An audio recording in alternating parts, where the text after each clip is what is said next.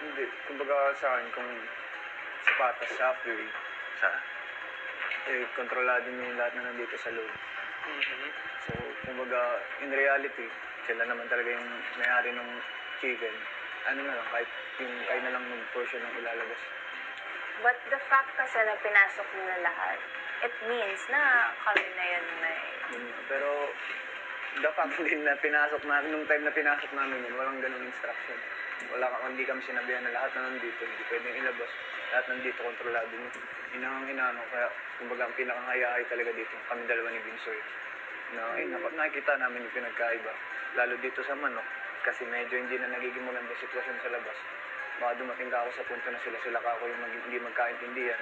Dumating din sa point na sila yung mag-time na samahan loob siya nandito sa loob.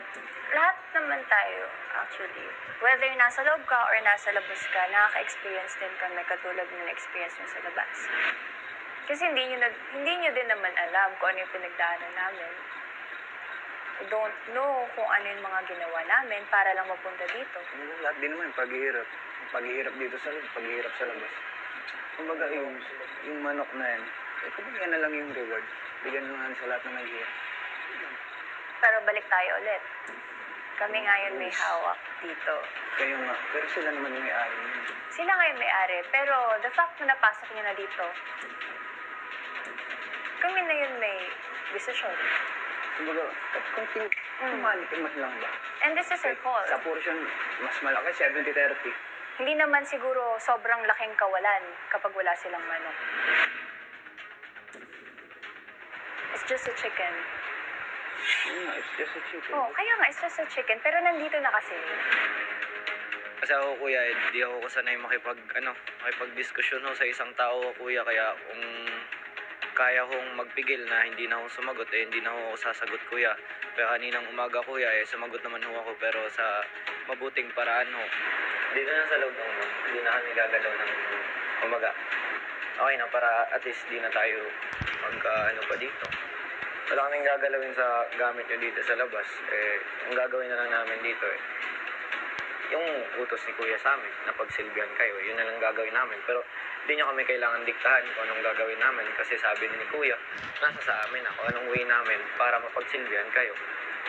Nagdidikta. Pero feeling mo ba, dinidiktahan namin kayo? Wala naman. So, saan nanggaling yung parang word na dinidiktahan? Kasi, Hindi, kumbaga, natatandaan ko wala kami inuutos sa inyo or what Hindi naman namin kayo pinipilit. Kung ayaw maglinis, diwa. Kung ayaw nyo gawin yan, inuutos sa inyo, diwa. That's up to you. pero And hindi balik namin tayo kayo- dun sa manok kasi yun na lang naman yung kailangan natin pag-usapan. So, okay, pag-usapan nyo na. Tapos na nga. Final. Hindi nyo ba nagigets yun sinabi ko? I mean, nagsispeak lang naman ako for all of us. Kaya dong, Jared, Kasi nag-usap naman na kami. yun na nga. Bakit kailangan nyo na parang, gusto nyo marinig pa? Yun ba yun? Is that what you want? Based sa Nag-meeting napag-usapan na tayo natin about kanina, nag-meeting na tayo. Agree. Para matapos na, sino ba ang agree? Raysan? It's not a great feeling that I'm sort of lying to two of the closest people in your house, kuya. Okay, down, down, disagree. Okay, tapos, 3 versus 2, panalo kami, disagree, and yun na yun. I hope na i-respect ko niya yung decision namin.